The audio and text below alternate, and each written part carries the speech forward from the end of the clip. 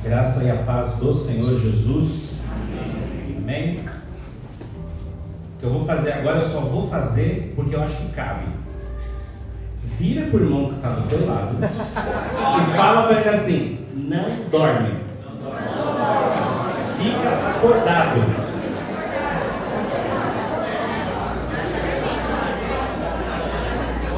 Amém?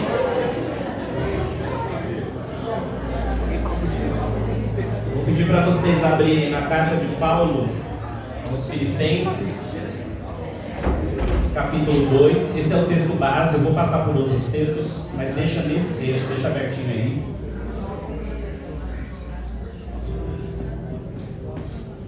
Filipenses 2, do 1 ao 11.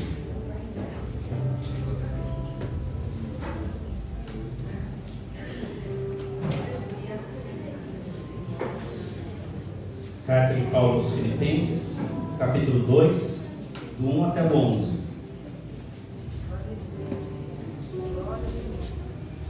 Diz assim: se por estarmos em Cristo nós temos alguma motivação, alguma exortação de amor, alguma comunhão do Espírito, alguma profunda afeição e compaixão, completem a minha alegria tendo o mesmo modo de pensar, o mesmo amor, um só Espírito e uma só atitude. Não façam por ambição egoísta ou por vaidade, mas humildemente considerem os outros superiores a vocês mesmos. Cada um cuide não somente dos seus interesses, mas também dos interesses dos outros. Seja a atitude de vocês a mesma de Cristo Jesus. Se você puder, marca aí esse versículo. Seja a sua atitude, ou a atitude de vocês, a mesma de Cristo Jesus. Mais para frente você vai entender. Que embora sendo Deus, não considerou que o ser igual a Deus era algo que ele deveria apegar-se, mas esvaziou-se a si mesmo, vindo a ser servo, tornando-se semelhante aos homens. E sendo encontrado em forma humana, humilhou-se a si mesmo e foi obediente até a morte, e morte de cruz. Por isso, Deus o exaltou à mais alta posição e lhe deu o nome que está acima de todo nome, para que ao nome de Jesus se dobre todo o joelho, nos céus e na terra, e debaixo da terra, e toda língua confesse que Jesus Cristo é o Senhor, para a glória de Deus Pai. Nós acabamos de cantar que o nome dele é o maior, que o nome dele é sobre todo nome. Não combinei nada com a Dani. O Espírito Santo é sensacional. Glória a Deus. Ele faz a gente perceber que realmente é Ele que conduz todas as coisas. E esse texto é um texto que faz eu sair um pouco da minha zona de conforto, porque eu gosto de pregar em texto do Evangelho. Eu gosto de pregar em João, gosto de pregar lá em Mateus. E antes de chegar, tinha terminado a última pregação, eu já sabia dessa data. O Espírito Santo já vinha falando no meu coração: vai ser uma carta de Paulo. Eu, ai meu Deus, vai ser tão lascado, né? Vou pregar em carta de Paulo. E eu acho difícil. Eu acho difícil pesquisar, entender por que o texto está dizendo aquilo. Mas é o Senhor que nos conduz. Filipenses, uma igreja que... Os Filipenses, né? A igreja de Filipos. É uma igreja que Paulo implantou na sua segunda viagem missionária. E é uma colônia romana. Quando Paulo e Silas estavam presos, eles evangelizaram algumas pessoas que deram sequência à pregação do Evangelho para aqueles irmãos. E era uma igreja com visão missionária. Era uma igreja que enfrentava problemas internos. Existiam alguns problemas de relacionamento ali que Paulo ficou sabendo e, no amor de Cristo, no cuidado pastoral, ele envia uma carta com essas orientações. Deus falando através dele, através dessa carta, e Deus falando através dele para nós hoje. O texto está aqui conosco, é para falar conosco também. Eu gostaria que cada um fizesse um exercício, porque apesar de ser um texto direcionado a uma igreja, e também direcionado à igreja no geral, pegue essa palavra para você, e pense em você atuando no corpo de Cristo, e pense em como você está na sua vida cristã, e aí o restante Deus faz com a igreja de modo geral. E lá no versículo 1 e 2, ele fala assim: portanto, se há algum encorajamento em Cristo, aqui eu estou na minha outra versão, portanto, se há algum encorajamento em Cristo, se há algum consolo no amor, se há alguma comunhão no Espírito, se há alguma afeição, compaixão, completem a minha alegria, tendo o mesmo modo de pensar, o mesmo amor e um só Espírito. Porque essa igreja estava enfrentando desunião, confusão, estava perdendo tempo com coisas pequenas, que acabavam atrapalhando o trabalho missionário, o trabalho evangelístico, o trabalho discipulado, coisas essenciais que nós fomos chamados para realizar. E essas coisas realmente fazem empacar. A glória deixa de ser dada a Deus, e pessoas que são seres humanos, que são pecadores, nós temos uma tendência enorme a sermos egoístas. Nós temos uma tendência enorme a fazer as coisas para aparecer. Nós temos uma tendência enorme de querer ser o centro das atenções, das pessoas falarem do nosso trabalho e falarem bem da gente, né? Nós temos essa tendência: eu quero que falem bem de mim, quero ser reconhecido, quero ser visto. Isso é algo que o homem, a mulher, pecadores, nós temos essa tendência por nossa natureza humana. Mas nós precisamos vencer isto na cruz, no joelho, no chão, na humilhação.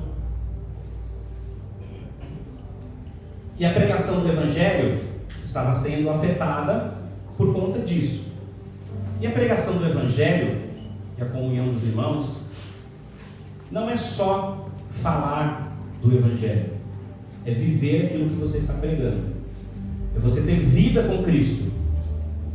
Ser cristão é um estilo de vida, amém? Ser cristão é um estilo de vida. Nós vemos muitas pessoas com estilos de vida diferentes. Nós vemos, né? São reconhecidas como tribos, ou com algum tipo de assunto que atende a um, atende outro. Nós conhecemos, por exemplo, a comunidade surda. Eles são uma comunidade. Se todos os brasileiros começassem a aprender um pouquinho de Libras, eles não seriam uma comunidade, eles estariam completamente inseridos no nosso meio. Mas nós temos vários outros grupos de pessoas que se identificam, né? Eles têm aquela mesma identidade, e nós que somos cristãos, povo de Deus, temos a nossa identidade em Cristo. E se a pessoa olha para mim, olha para você e não vê essa identidade, é porque tem alguma coisa errada aí. Tem alguma coisa para ser colocada diante de Deus, tem arrependimento que precisa acontecer. Ser cristão é ter a mente renovada. E sermos também revolucionários onde nós passamos. Às vezes com pequenas atitudes. São vistas por aqueles que não são cristãos como algo revolucionário. Nossa, esse cara está fazendo... Às vezes é uma coisa tão simples. E às vezes você chegar sorrindo no ambiente, desejar que Jesus abençoe o dia daquela pessoa. Eu não vou dar muitos exemplos porque eu tenho outras coisas para falar. E no versículo 3, ele começa a entrar no assunto daquilo que ele se incomodou e ele precisava passar para aqueles irmãos. Não façam nada por ambição. Ele deixa isso bem claro na carta. Não façam nada por ambição egoísta ou por vaidade. Não façam. Se você for fazer alguma coisa na obra de Deus, não faça por ambição egoísta. Se esse sentimento está no seu coração, ou você se arrepende e vai lá e faz para glorificar a Deus, ou não faz. Deus não vai se agradar disso. Mas, humildemente, considerem os outros superiores a vocês mesmos. Então o que havia? Panelinhas, partidos. E isso enfraquecia a comunhão dos irmãos. Esse era o plano de Deus para aquele povo? Enfraquecer a comunhão? Não. Então, o apóstolo Paulo, o homem de Deus, é voz de Deus, assim como todos nós devemos ser voz de Deus. Vimos algo que não está glorificando a Deus em amor, nós precisamos abrir a nossa boca no momento certo, inspirados pela palavra de Deus, e falar. Né? E é isso que ele está fazendo aqui. Tinha essas situações, né, de grupos, de partidos, e hoje quando a gente fala de partido, a gente pensa muito em partido político, né? Mas até semana passada foi falado aqui sobre esse assunto, né? Nós temos sim pessoas que já têm uma identidade com um partido político e começa a levar isso à frente, e aí eu estou falando de ambos os lados, né? E o que tem que ser a minha identidade? A palavra de Deus, Jesus. E o versículo que eu pedi para vocês marcarem diz o quê? Que seja a nossa atitude a mesma de Cristo. Então, quando há egocentrismo, não se pensa no corpo. Eu estou pensando em mim. Quando eu vou realizar algo, eu vou realizar porque um dia eu vou ser chamado para fazer uma outra coisa, em outro lugar, ou alguém vai me contratar, ou alguém vai me chamar, ou vai fazer uma fila para eu orar para as pessoas serem curadas, sei lá. Qual que é o sentimento que você tem no seu coração? Quando você se propõe a realizar qualquer coisa que seja no reino de Deus. Servir é não querer nada em troca. Essa é a atitude de Cristo, não é? Se a nossa atitude deve ser a mesma de Cristo, quando Cristo curou o cego, ele queria algo em troca? Quando Jesus multiplicou os pães e os peixes, queria algo em troca? Quando Jesus realizou qualquer obra que ele tinha que realizar, queria algo em troca? Que seja a nossa atitude a mesma de Cristo. Glória a Deus. Aleluia. No versículo 4, tem um alerta. Porque nós precisamos cuidar de cada um, não somente cuidando dos nossos próprios interesses, mas também dos interesses dos outros. O texto diz que eu não devo cuidar dos meus próprios interesses? Não. O texto não está te proibindo de cuidar dos seus próprios interesses.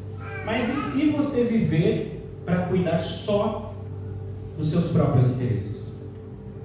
Você está glorificando a Deus? Se eu viver só para cuidar dos meus próprios interesses, eu estou pecando.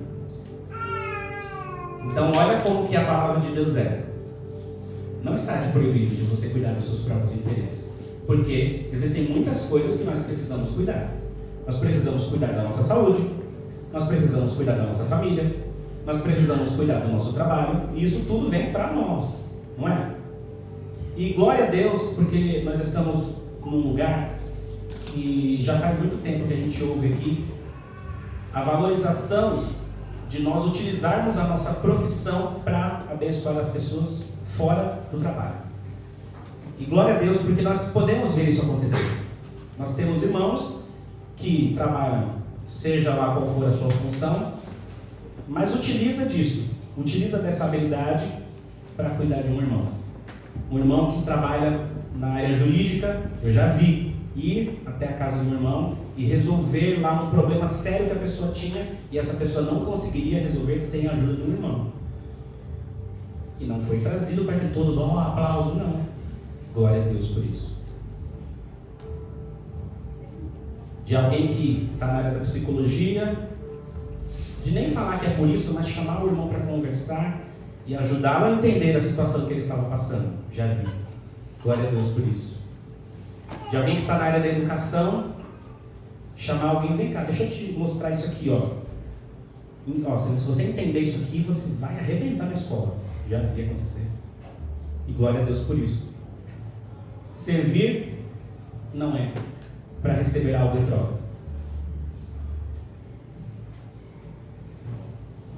E eu quero falar um pouquinho de oração.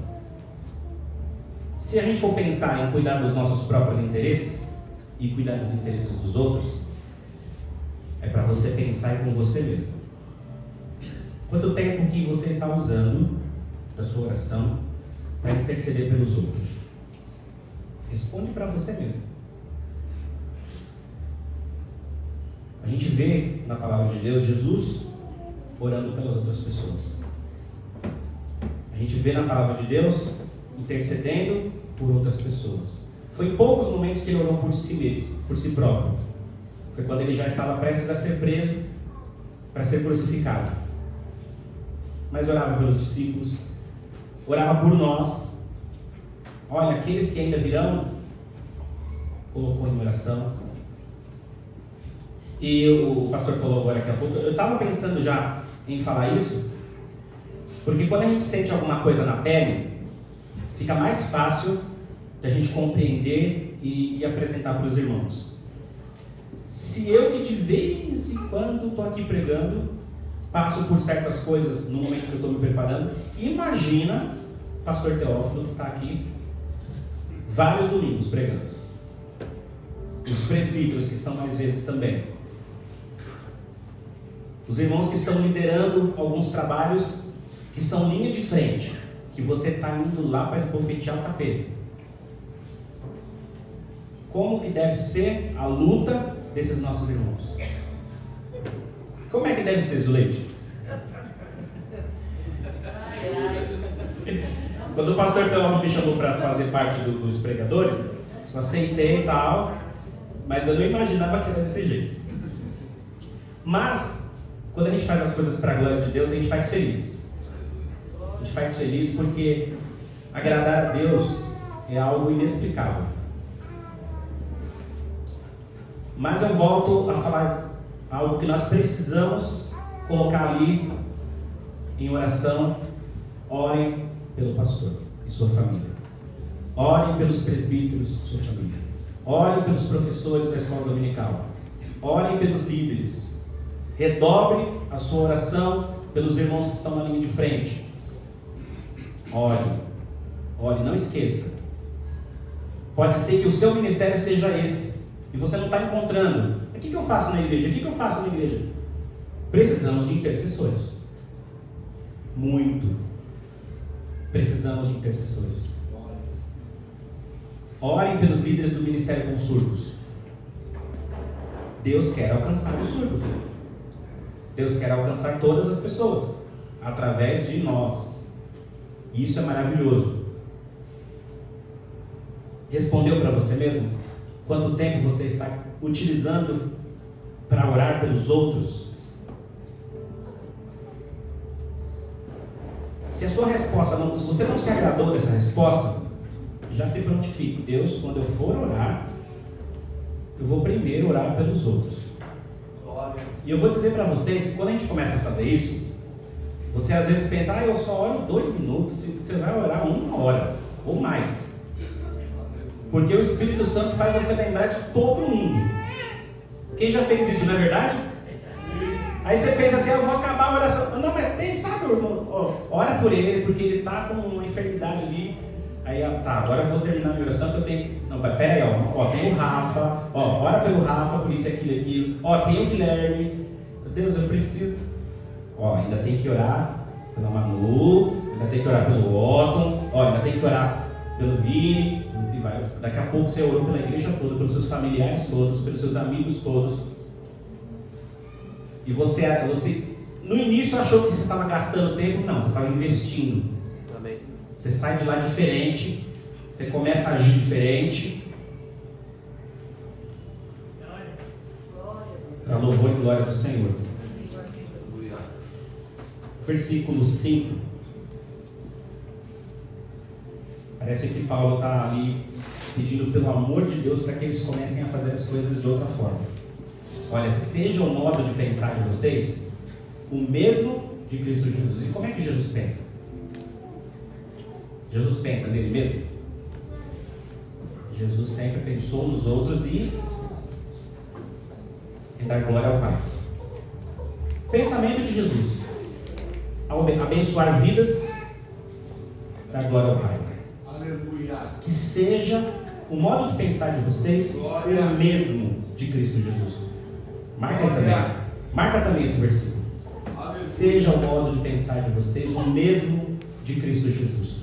Louvado é o teu nome. Que apesar de ser Deus, não considerou que a sua igualdade com Deus era algo que ele deveria usar como vantagem.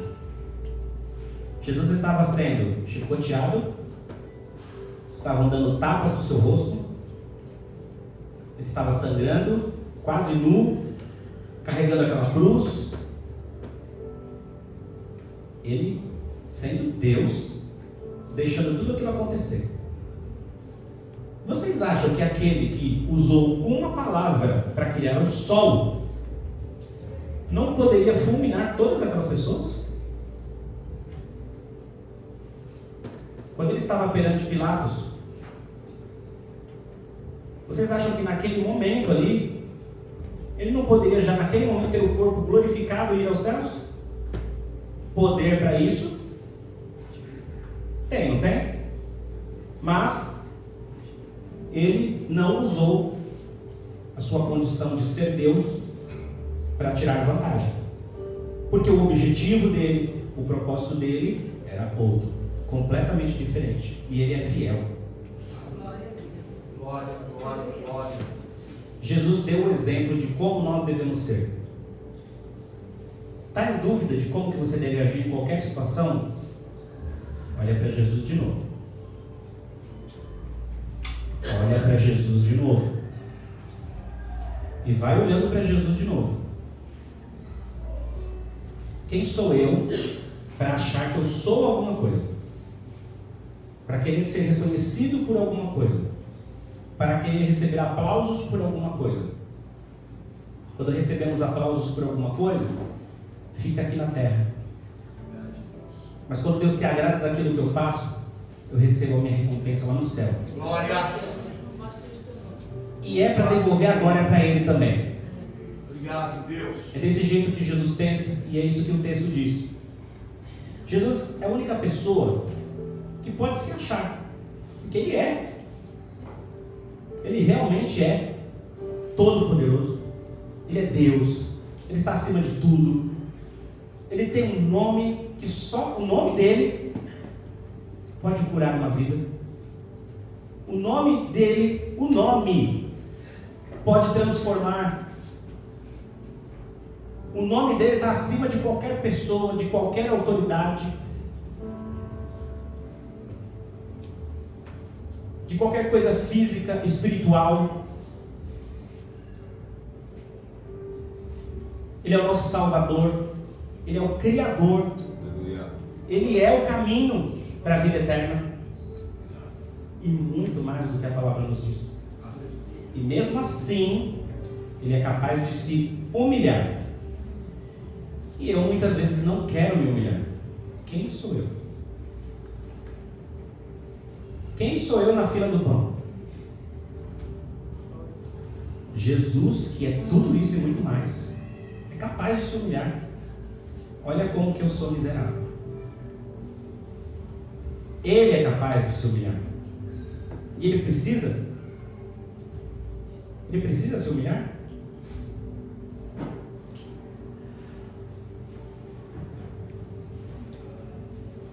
O versículo 7 diz que Jesus não fez isso, né?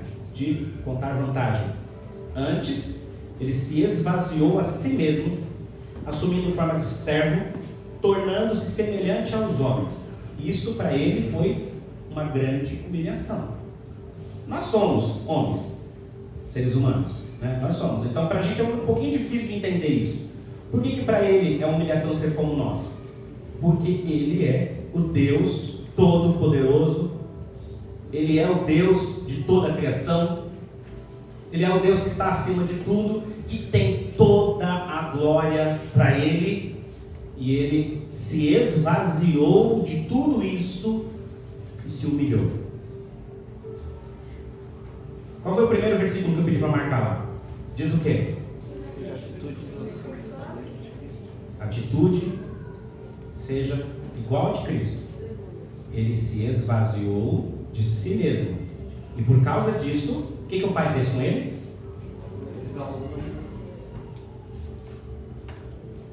Sendo encontrado em figura humana, humilhou-se e foi obediente até a morte. Que seja a nossa atitude semelhante à de Cristo. Obediente até a morte. E ele sofreu a pior das mortes que poderia existir naquele momento. Alguém obrigou Jesus a se esvaziar? Ele tomou a decisão. Ele tomou a decisão de se esvaziar. O texto não diz que o Pai esvaziou ele. Ele se esvaziou. Ele se prostrou. Ele se humilhou. Por isso, Deus o exaltou à mais alta posição e deu para ele o nome que está acima de todo nome. Então Jesus vai lá, se esvazia, se humilha, e o Pai se agrada. Agora você vai receber um nome que está acima de todo nome. E o que Jesus faz com isso? O que Jesus faz com isso? Ele devolve a glória para o Pai. Que seja a nossa atitude igual a de Cristo. Muitas vezes nós somos usados por Deus para fazer algumas coisas e existem pessoas que vão ficar impressionadas. Por quê? Porque Deus está nos usando e nós acabamos fazendo coisas muito boas, muito legais, muito interessantes. E aí alguém vai querer exaltar você. O que você faz com isso?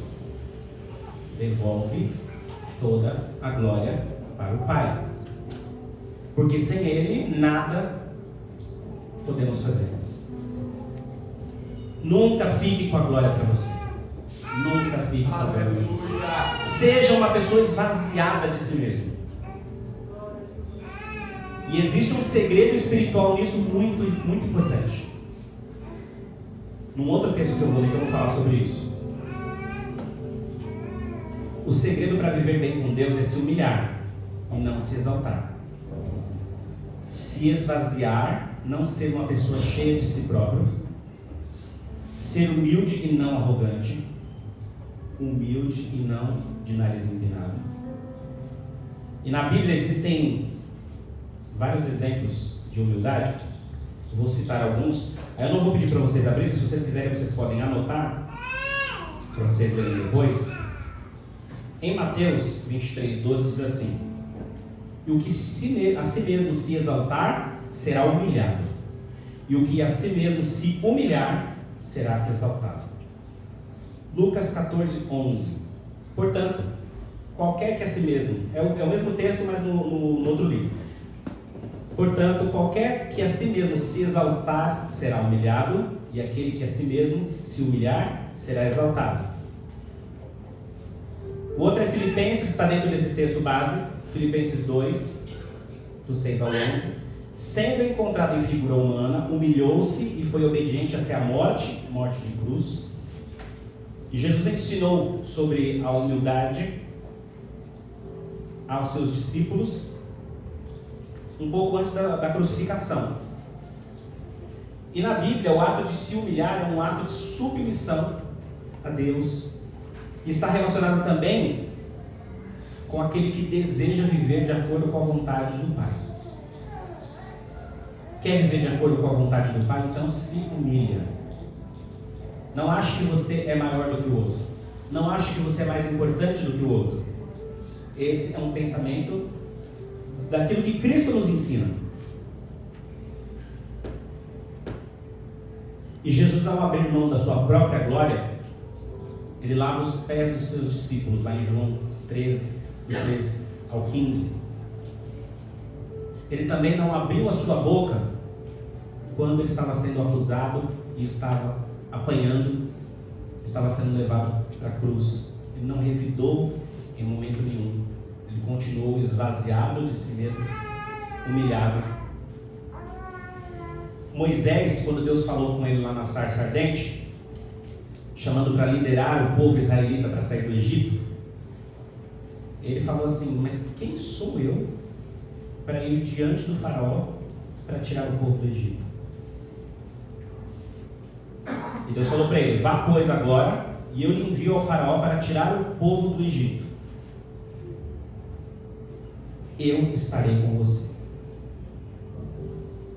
Se Moisés tivesse falado para Deus: eu sou o cara, eu vou lá mesmo, vou sentar a mão na cara daquele faraó e a gente vai sair daqui agora, Deus teria se agradado dele? Mas não. Ele também se esvaziou de si mesmo e falou: quem sou eu? Que poder que eu tenho para fazer isso? Deus falou: eu estou com você. Aí Moisés: agora sim, agora eu sei que vai dar certo.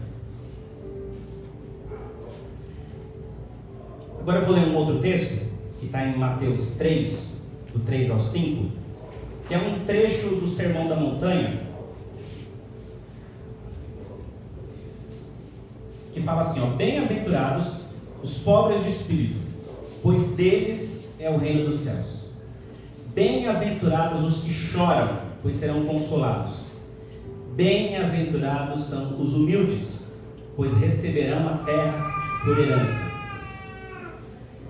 E nesse versículo 3 aqui, o significado para pobre de espírito não é o significado que vem na nossa mente de cara, pobre de pobreza, de sem dinheiro, mas o significado é algo relacionado a uma pessoa que reconhece a sua total dependência de Deus, que confia plenamente no seu poder, que não vive em busca de riquezas nessa terra, vive feliz, satisfeito com o que tem, e quando não tem, continua grato a Deus. Esse é um pobre de espírito. E é quem é capaz de esvaziar-se a si mesmo e viver cheio do Espírito Santo de Deus. Esse é um pobre de espírito, é capaz de se esvaziar de si mesmo, dos seus desejos, das suas vontades, e se encher todos os dias do Espírito Santo de Deus. É alguém que também tem capacidade de reconhecer as suas fraquezas. Não é o que bate no peito. Lá no céu não vai ter ninguém batendo no peito falando: eu consegui a salvação. Não vai ter.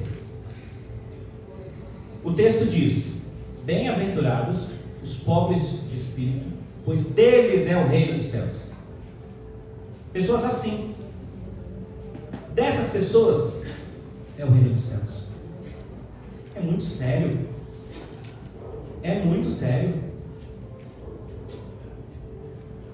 A sua natureza humana vai fazer você caminhar completamente o contrário disso aqui.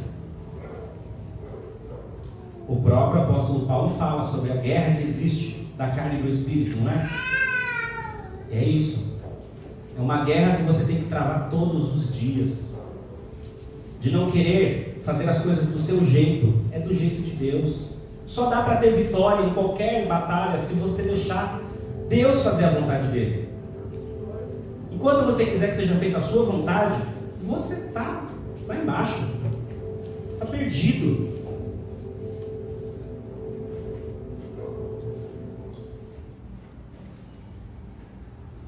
Alguém que tem humildade e reconhece a sua fraqueza é uma pessoa feliz. Porque o texto diz, né? Bem-aventurado significa feliz. Feliz é essa pessoa. Feliz é aquele que consegue se humilhar. A pessoa que se exalta, se você pensar de forma carnal, ela vai achar que ela é feliz. Mas feliz mesmo é quem é capaz de chegar na frente da outra pessoa e falar assim: me perdoa que eu fiquei com inveja de você ontem. Me perdoa porque eu falei mal de você lá em casa. Esse cara é feliz. Olha, você ganha tão bem, você tem tantas coisas, eu fiquei com inveja de você porque eu ganho pouco. Mas eu já percebi que o pouco que eu tenho é o que Deus quer para mim e eu estou feliz. Me perdoa. Essa pessoa é feliz. Feliz é aquela pessoa que chega: olha, eu não fui lá naquele dia que a gente combinou porque eu estava com preguiça. Não foi porque teve um problema não. Menti para você. Me perdoa. Essa pessoa é feliz. Quando a gente faz essas coisas, o diabo fica envergonhado. Você quer vencer o diabo? Fala a verdade para o seu irmão. se arrependa, peça perdão. Não fica colocando mais desculpas. Chega lá e fala: já fiz isso algumas vezes, mas foi libertador. Enquanto não se faz isso, aquele sentimento, aquele pensamento continua te incomodando. Continua como uma mosca que fica aqui, ó. Vai lá e fala a verdade. Olha, eu não consigo fazer esses negócios que você faz aí, e eu fiquei com inveja de você. Me perdoa. Mas me ajuda, que eu quero te ajudar também. Eu quero fazer junto com você. E aí lembra, né? Não faça nada por ambição egoísta. Faça para glorificar a Deus, para que o nome dele seja conhecido. Somente pessoas que são assim estarão lá no céu. Pessoas que se esvaziam de si mesmo, reconhecem que Jesus é o Senhor, reconhecem que o nome de Jesus está aqui, ó. Carrega no peito, é o estilo de vida. Sim, eu sou cristão, eu não concordo com isso daqui, porque a palavra de Deus diz assim, assim, assim. Não, eu não vou fazer isso aqui, porque a palavra de Deus me orienta desse jeito. Ah, mas você vai ser demitido. Tá, mas eu vou continuar fazendo de acordo com a palavra de Deus. Ah, você faltou, mas assina aqui que depois você fica me devendo. Não, eu faltei mesmo, põe falta aqui. Eu faltei, põe falta. Vai descontar do meu pagamento mesmo. Seja qualquer que seja a situação que às vezes as pessoas queiram nos induzir a ser como elas, você está sendo testado. A gente esquece que Deus está vendo. Ou não esquece? Na hora que você vai pecar, você... Parece uma coisa, você esquece que Deus está te vendo. Esquece. Dá uma amnésia lá em você e você esquece. Não esqueça. Ele está te vendo e você está sendo testado. E como o Pai quer que sejamos aprovados? É por isso que Ele faz. É porque Ele quer que sejamos aprovados. Não é porque Ele quer que nós caiamos. Ele faz porque Ele quer ter orgulho do Filho dele.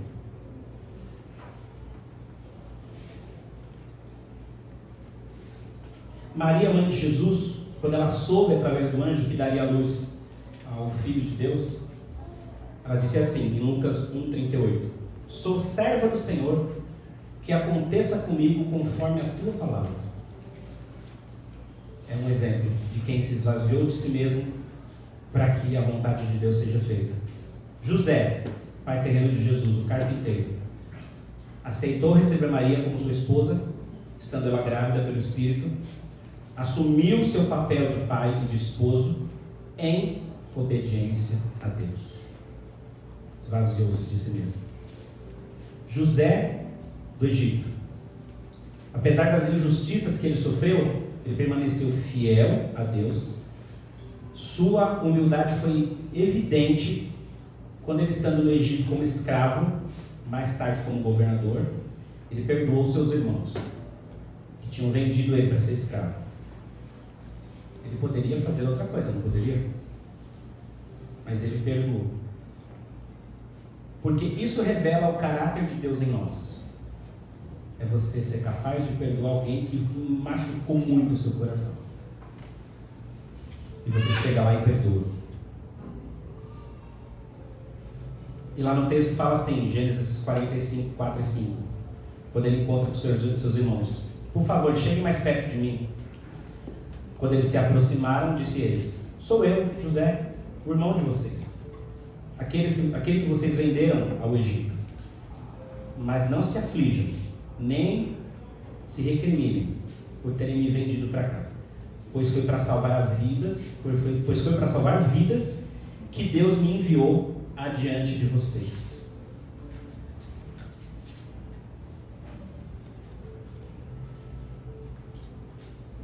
Que seja a nossa atitude a mesma de Cristo. Jesus é a única pessoa que, sendo Deus, viveu como homem. Eu não sei se a frase é dele, mas o pastor Israel lá no seminário sempre falava isso, e eu nunca esqueci. Ele falava isso. Todas as aulas dele ele falava isso. Jesus, a única pessoa que, mesmo sendo Deus, viveu como homem. E nós que somos homens, queremos viver como Deus. mas que seja a nossa atitude a mesma de Cristo, Amém. nos humilhando. Deus fará coisas na sua vida se você agir dessa forma, mas continue se humilhando e devolvendo a glória para Ele. É para continuar nessa posição. Você vai ser exaltado, sim, mas continua na mesma posição. É assim que Deus se agrada. Porque o que Cristo fez foi isso. Ele se esvaziou, Ele se humilhou, Deus o exaltou e Ele pegou toda essa exaltação. Pai, está aqui para você. Um dia você vai receber um galardão lá no céu, uma recompensa por tudo de bom que você fez aqui na terra em nome de Cristo. Você vai receber esse galardão. Eu não sei como é que ele é, eu não sei de que forma que é, mas eu tenho certeza que você vai receber, que eu vou receber, e é para chegar diante do Pai. É para glorificar o teu nome. Aleluia. Que seja assim. Que seja assim. Que essa palavra que está aqui para nós, que está à nossa disposição, ela seja cada vez mais clara na nossa mente e no nosso coração. Deus está nos preparando para um momento no mundo em que nós não teremos mais a Bíblia à nossa disposição. Nós não teremos mais acesso. Até o Marco falou esses dias: você acha que vai ter aplicativo da Bíblia? Quando a besta estiver aí? Não vai ter, vai ser tudo bloqueado. Não vai ter acesso. Mas ela vai estar aqui e aqui. Deus está dando um tempo para a gente. Aproveita. Obrigado. Aproveita. Obrigado. Aproveita. A própria palavra diz: vocês serão levados diante de autoridades e você vai abrir a sua boca e eu vou falar através de você. Estejamos preparados para termos a mesma atitude de Cristo. A mesma atitude de Cristo.